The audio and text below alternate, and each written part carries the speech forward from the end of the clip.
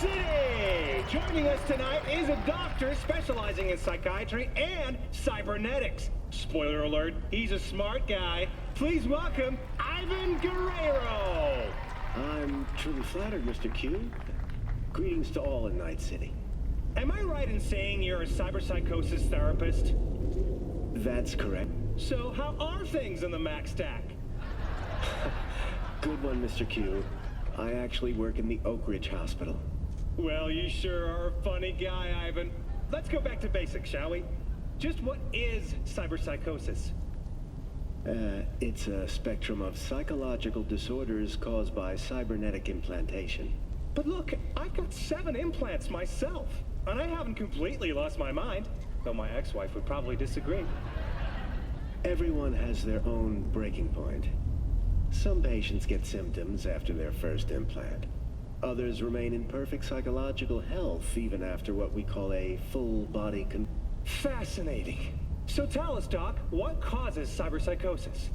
Well, it depends on a lot of things, but the most vulnerable are undoubtedly those who display antisocial tendencies. What if implants aren't the real problem? I mean, sooner or later, wouldn't those kinds of people snap by themselves? Interesting question, Mr. Q. In all fairness, there are prominent voices in the scientific community who claim we're confusing correlation with cause and effect. Some go even further and say that cyberpsychotic attacks are a manifestation of societal degradation, like mass shootings once were. Only difference now is that people don't just have a gun. They've got implants to murder others. And what's your personal opinion, Ivan? I'd start by saying that there's an indisputable connection between cybernetification and psychological disorders. We've seen this with rats. When we replace 1/3 of their body with cybernetic equivalents, they become 5 times more likely to display psychotic tendencies than the Sheesh!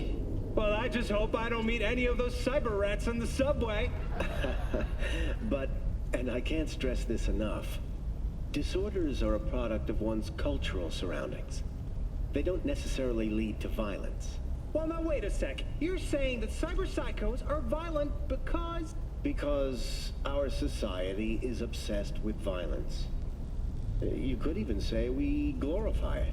Fascinating. Now, Ivan, let's say I've got a few implants and I'm worried I'm starting to feel some symptoms. What should I do? Well, the good news is that a treatment exists, and so far it's effective. We call it brain dance neuro reintegration. Over a few dozen sessions, we subject a patient's cortical nodes to intense stimuli, recovering positive attributes like obedience, docility, sociability. Just say it, Doc. You're giving them shot I beg your pardon? That's not what I said. You're putting words in my... Is that so? Well, our next guest, Joyce Wright, wants to give you a piece of her mind, about this so-called therapy. We're about to get mental, folks, right after this short break.